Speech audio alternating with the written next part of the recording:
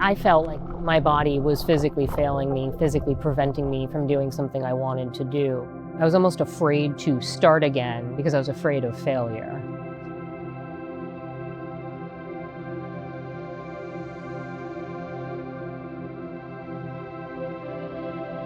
Breathe in.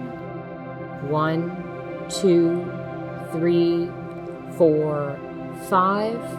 Hold.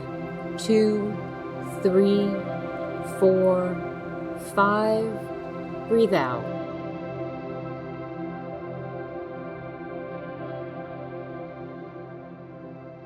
So maybe we start right at the beginning. Tell us how you were diagnosed. How did it all start? I've been swimming from a very, very young age. I think there's videos of me in diapers in the pool. And then, I grew up snorkeling, scuba diving, fishing. If there's a water sport, I did it. And then I started competitively swimming in high school.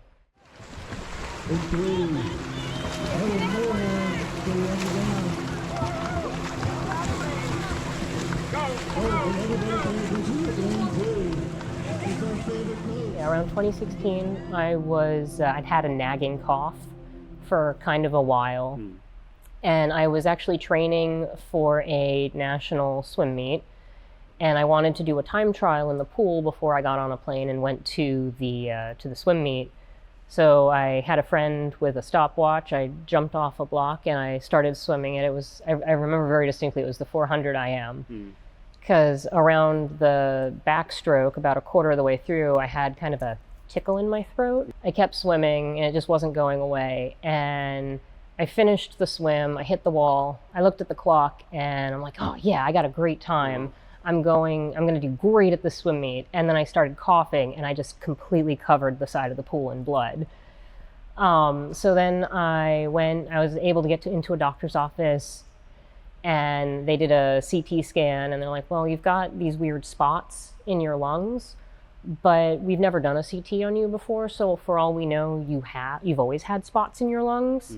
What was the first moment when a doctor said to you, okay, this is something more permanent, this is obviously not a common cold or a cough? I went back a couple more times and about maybe 9 months later, they did the CT scan and my couple spots were more of a leopard pattern. And they're like, okay, we need to actually do a biopsy and figure out what's going on because something here is very wrong. Once I got sent to the clinic, it actually took another maybe 3 or 4 months to get diagnosed. And as it turns out, I had primary MALT lymphoma. So the lymphoma was irritating my lungs, and then the coughing from that is what was causing problems with the cysts, the fibrosing cysts that were in my lungs. So I got very, very lucky because those cysts were actually a warning bell, and they caught the lymphoma very, very early. It was a really frustrating day because I had just gotten engaged a couple months before. My husband is a very avid scuba diver, as I was at the time. And our entire honeymoon was being planned as a dive trip. And I remember one of my first thoughts were, well, can I still go scuba diving? And he was like, absolutely not. I'm like, oh. It was hard because I felt like my body was failing me. And that was definitely very hard to overcome and accept.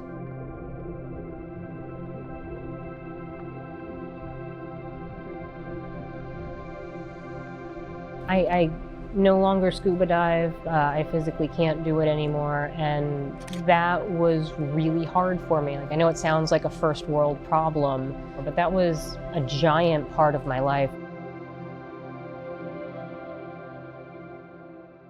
After my diagnosis, I hadn't been swimming for quite a number of years, and it was really daunting to think about getting back in the water. There was a certain fear of failure, like, what if I can't do this anymore?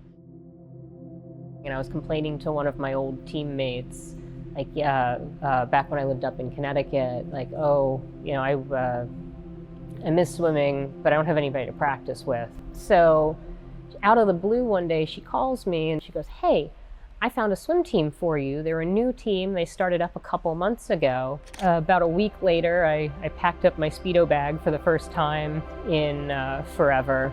And the team was super duper welcoming. And yeah, I've been swimming with them ever since. Great. So let's maybe look at your experiences as a competitive swimmer. How have they helped you in other parts of your life? How have they helped you overcome challenges?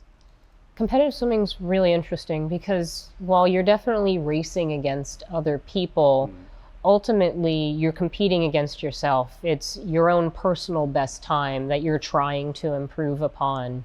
And it's one of those where you gotta be willing to give yourself grace and accept the fact that, like, some days all you can do is just show up. Some days that's not going to happen, and some days you're going to kick butt. Honestly, what really helped me is having great teammates, having a good support network, so that whenever I think I just can't do it anymore, they're there to say, no, you totally can do it. Yeah. Yours is obviously a story of resilience, of strength, of courage. What's your message to others who just got diagnosed with pulmonary fibrosis? And obviously everybody is different. For me, again, it was very important to not let it define me. And it was not oh, your life is over. It's your life is different now. So that was my new normal. And I needed to kind of redefine my space and be like, okay, well, what can I do? What can't I do? Right. And then either talk to your doctor, talk to whoever trains you, talk to whoever you need to, but figure out what's a realistic goal, and then how do you go do it? Yeah.